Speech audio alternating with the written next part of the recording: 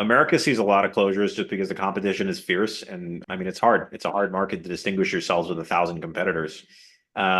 In Scotland, you can actually there's a great annual industry review book that you can look through and see what distilleries have been closed or mothballed for various reasons.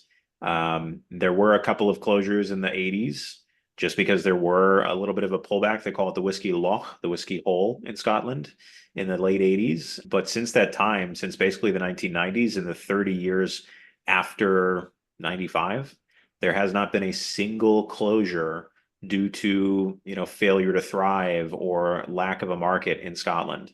So it's a fairly surefire bet to make a Scotch whiskey distillery. Obviously, you got to make good whiskey and do the work and build your brand, but we just don't see closures. There's so many people that want great whiskey and not enough places to supply them. So the markets are propped up very well. There have been a few closures basically of the big mega giants closing their factories for blending production, but that's just to shift supply, from one part of the country to another for industrial or economic reasons to make production simpler. They're not actual single malt distilleries that are closing because nobody wants to drink their whiskey.